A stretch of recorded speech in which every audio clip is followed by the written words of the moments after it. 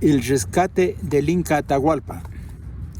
El tema de la captura de Atahualpa desde los primeros cronistas ha tenido una sola versión, la de los vencedores.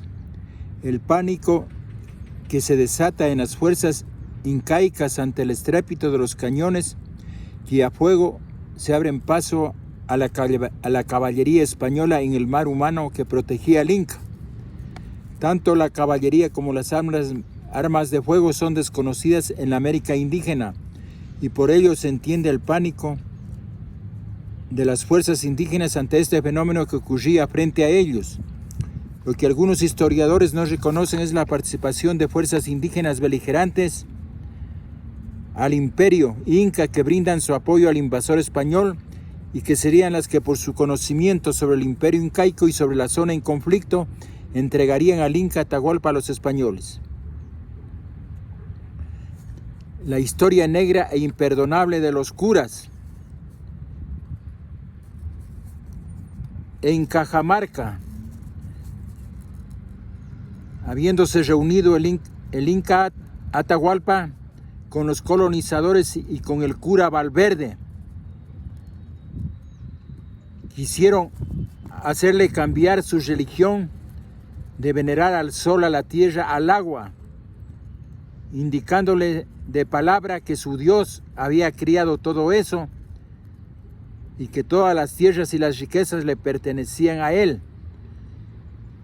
Los colonizadores y los curas querían que sin resistencia Atahualpa les entregara todas las tierras y las riquezas. Atahualpa no aceptó cambiar su religión. Ante esto el cura Valverde le indicó: oye la palabra de Dios, y le pasó una Biblia que Atahualpa se la llevó a los oídos y no oyó nada, motivo por el cual la botó. Ante este hecho, el cura Valverde incitó a la soldadesca que le maten a Atahualpa.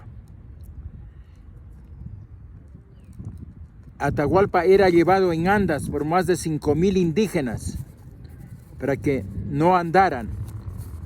En Cajamarca fueron asesinados más de 5,000 indígenas que componían la comitiva del Inca Atahualpa, y a los que llevaban en andas al Inca les cortaron los brazos para que hicieran caer al Inca.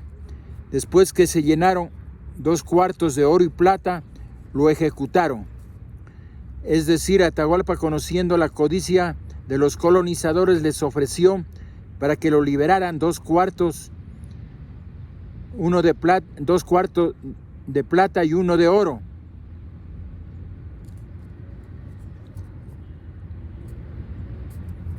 La soldadesca y Pizarro fueron arengados por el cura Valverde al grito de apostasía, sacrilegio y otras estupideces para atrapar al Inca.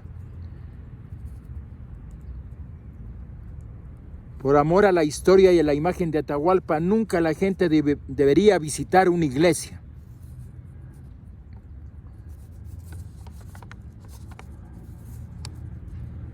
La muerte de Atahualpa.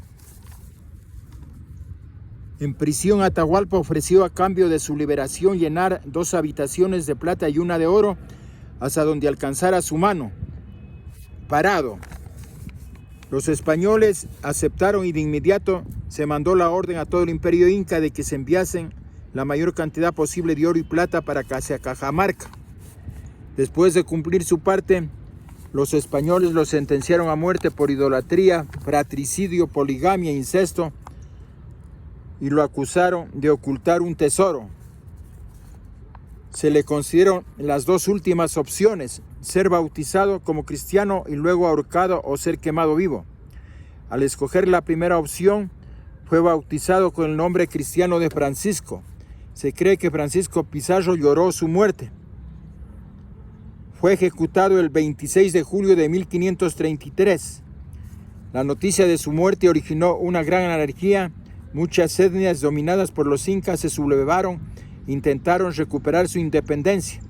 Fue enterrado en la iglesia de Cajamarca, pero unos días después su cadáver desapareció misteriosamente. Probablemente sus súbditos Los rescataron para momificarlo y enterrarlo junto con sus antepasados. Ahora se sabe de un documento fechado del año de 1513 que los curas se hicieron con Pizarro para envenenar al Consejo de Guerra y a los capitanes de Atahualpa. Solo así se explicaría la derrota de Atahualpa. En resumen, los curas se autodenominaron santos, pero de labios para afuera. No demostraron su vinculación, ser intermediarios de su Dios, ni tampoco ahora lo pueden demostrar.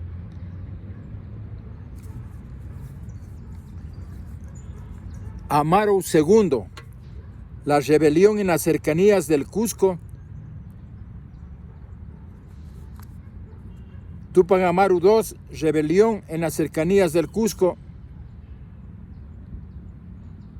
El 14 de noviembre de 1780, durante o después de una fiesta del Tangazuca, donde Túpac Amaru era cacique, y sus partidarios apresaron a Antonio Arriaga, corregidor de Tinta, lugar de nacimiento de Túpac Amaru, y lo mantuvieron en cautivo por 6 días, hasta finalmente ejecutarlo públicamente. Antes de ejecutar a Arriaga, Túpac Amaru lo convenció de que pidiera a algunos españoles que le llevaran dinero para rescatarlo. Túpac Amaru se movilizó por áreas rurales, logrando muchos adeptos, principalmente entre los indígenas y mestizos, pero también de algunos criollos. El 17 de noviembre arribó al pueblo de Sangarará, en donde las autoridades españolas del Cusco y de las áreas cercanas habían colocado una fuerza de 900 hombres. El ejército de Túpac Amaru, que había crecido hasta varios miles de hombres, los derrotó en la batalla de Sangarará al día siguiente, destruyendo la iglesia local en donde se había refugiado un buen número de personas.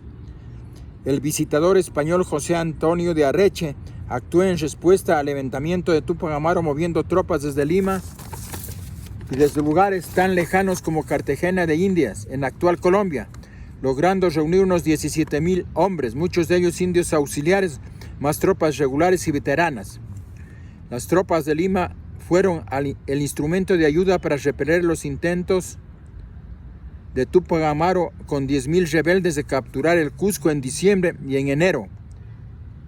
También tuvieron éxito los realistas en defender la paz por 12,000 alzados gracias a la valerosa resistencia de José Sebastián Segurola. Luego de esos fracasos, la coalición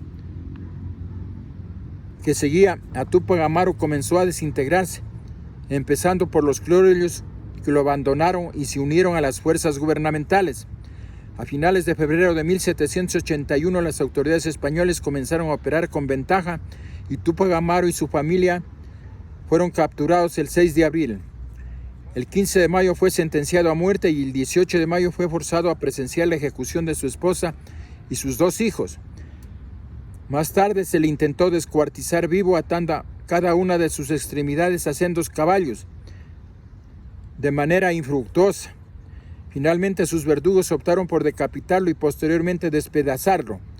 Más tarde el virrey mandó a repartir las partes de Túpac Amaru en los pueblos que apoyaban la rebelión para intimidar a la población. El decreto de Areche, que siguió a la ejecución de Túpac Amaru II, incluyó la prohibición de la lengua quechua, el uso de ropas indígenas y virtualmente cualquier mención o conmemoración de la cultura incaica y su historia. Entonces vemos que los curas con los colonizadores destruyeron nuestra cultura e impusieron su cultura, pero además de eso asesinaron millones de personas y se robaron todo el oro y la plata. Los curas se autodenominaron santos, pero se olvidaron de aclarar si eran santos homosexuales, santos pedófilos, santos violadores. No demostraron ser intermediarios con su Dios, ni lo podrán demostrar, porque el Dios judío es una idea que nos implantaron a la fuerza su religión y sus costumbres.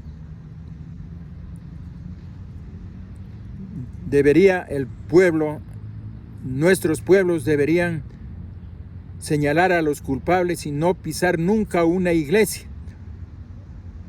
Y también se debería expropiar las iglesias para convertirlas en hospitales y bibliotecas.